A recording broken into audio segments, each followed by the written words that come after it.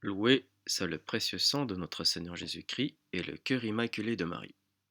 Dans la précédente vidéo, nous avions fait un bref rappel sur l'importance de la cohérence d'une correcte interprétation. Et nous avions entamé la description dans une observation préliminaire menée par l'abbé Lafoncentenac, la description de la première bête. Les 7 têtes de la bête, qui sont 7 montagnes ou 7 rois, représentent les 7 empires dont parle Daniel et qui formèrent le grand empire romain. Ces empires sont tous tombés à l'exception de la Perse, qui existe encore aujourd'hui. 5 sont tombés, l'un est encore et l'autre n'est pas encore venu, dit l'Apocalypse au chapitre 17, 10. Ce dernier est le nouvel empire romain qui doit demeurer peu de temps. Dans les empires de Daniel, représentés par des bêtes, l'empire romain était le 7e empire.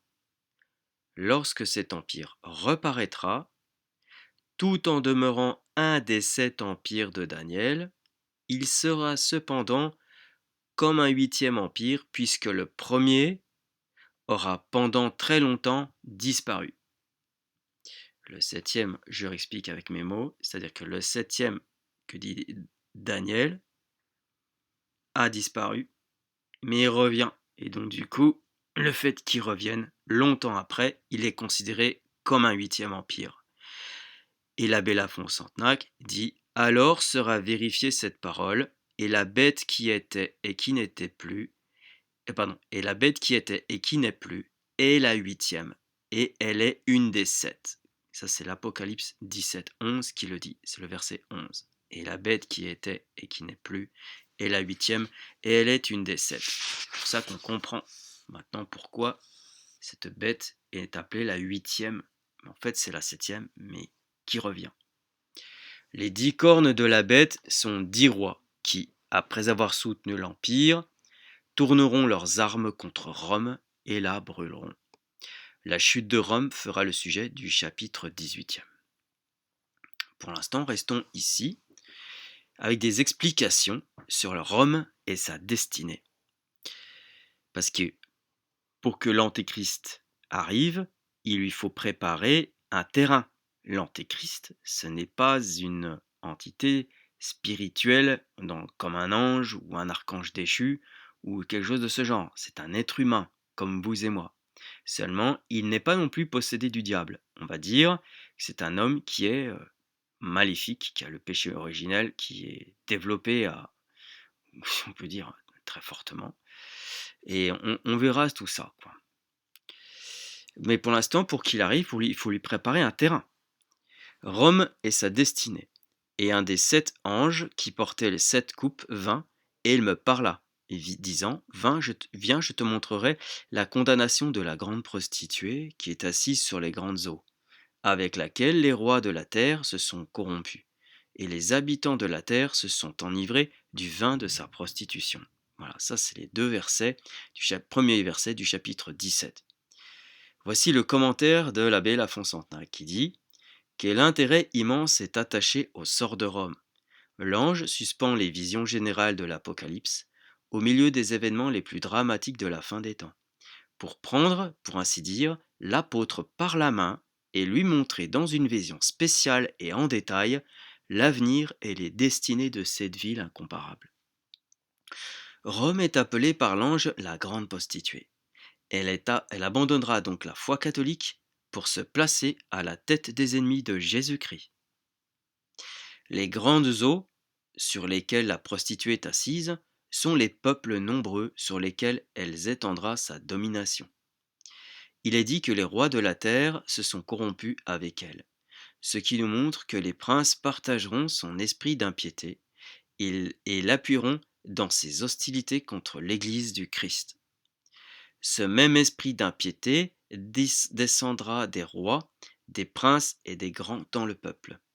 Ivre d'un vin de prostitution dans l'abandon de sa foi, ce peuple ressemblera à un homme qui, ayant perdu son sens et sa raison, blasphème contre sa mère et ose lever sur elle une main sacrilège.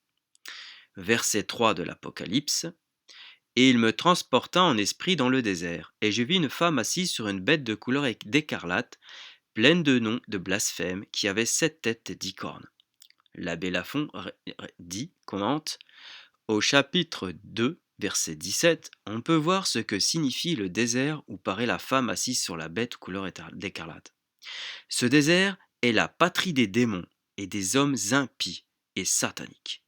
La bête couleur d'écarlate est l'Empire romain révolutionnaire et persécuteur. Il ne cessera de blasphémer contre le ciel, contre l'Église et contre le Christ. Les 7 têtes de la bête se rapportent aux 7 têtes que portent les 4 bêtes de Daniel. La tête de la lionne, la tête de l'ours, les 4 bêtes du léopard, les 4 têtes du léopard, et la tête de la 4e bête qui dévorera les 3 premières. On énumère. La tête de la lionne, ça fait 1, la tête de l'ours, ça fait 2, les 4 têtes du léopard, donc plus 4, ça fait 6, et la tête de la 4e bête qui dévorera les 3 premières, c'est-à-dire elle va dévorer la tête de la lionne et la tête de l'ours et l'une des 4 têtes du léopard. Ce qui représente, comme il a été dit, l'empire des Babyloniens. L'empire des Perses, l'empire des Grecs est divisé en 4 empires, c'est-à-dire la Thrace, la Macédoine, la Syrie et l'Égypte. Et la mort d'Alexandre. À la mort d'Alexandre, pardon. Et enfin le grand empire romain qui s'emparera de tous ces empires et qui pour cela paraît avec toutes leurs têtes, c'est-à-dire fort de tous ces empires dont il fit la conquête. Voilà.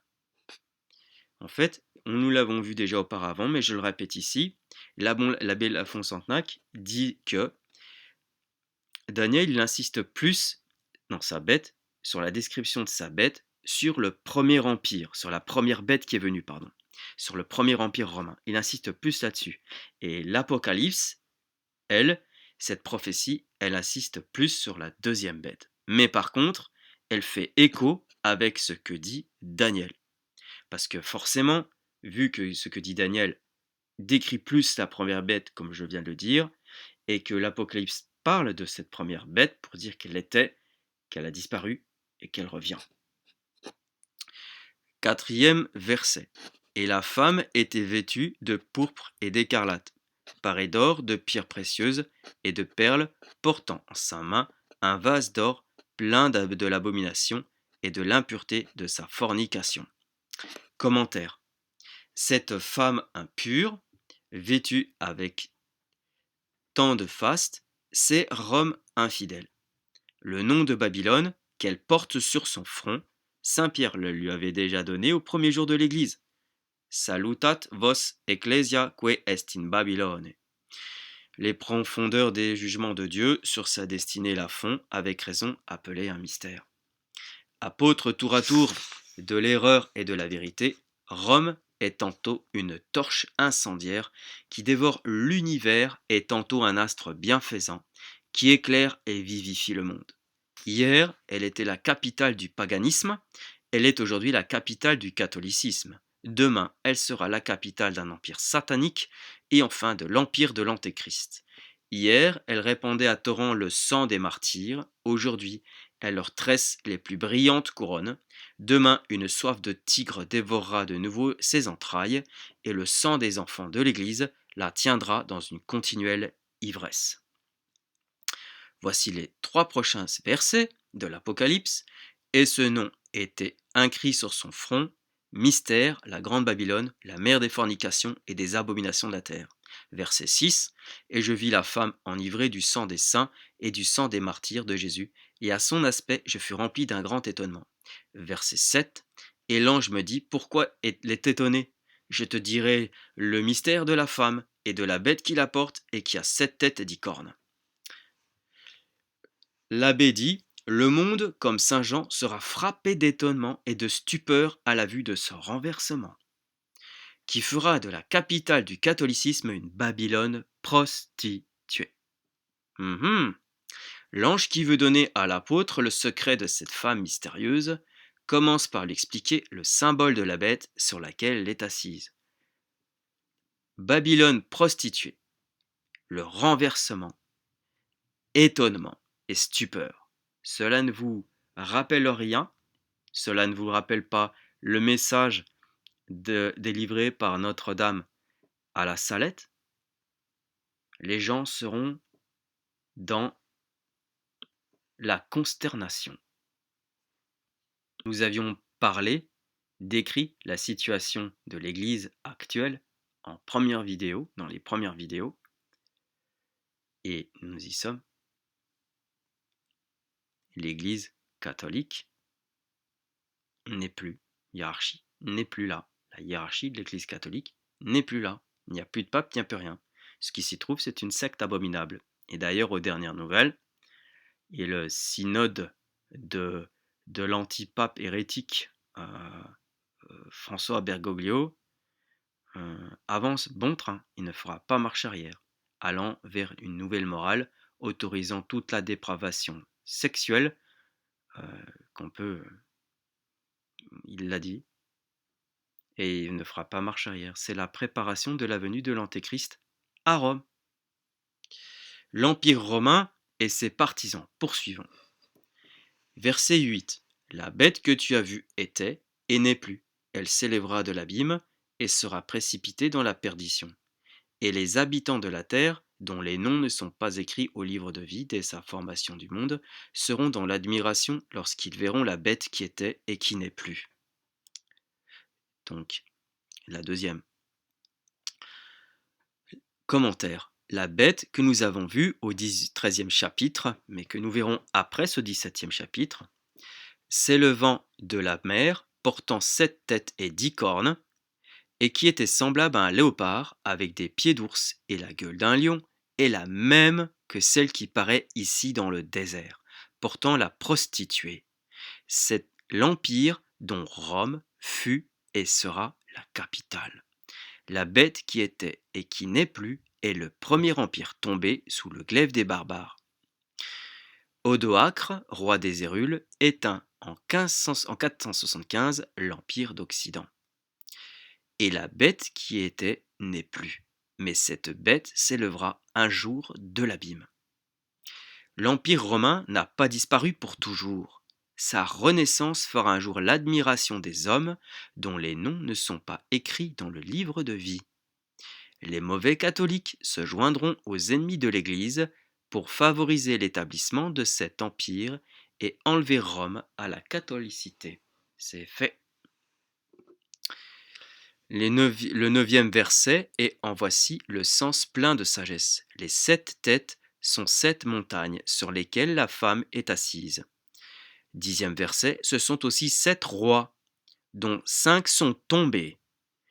L'un est encore, et l'autre n'est pas encore venu. Et quand il sera venu, il faut qu'il demeure peu de temps.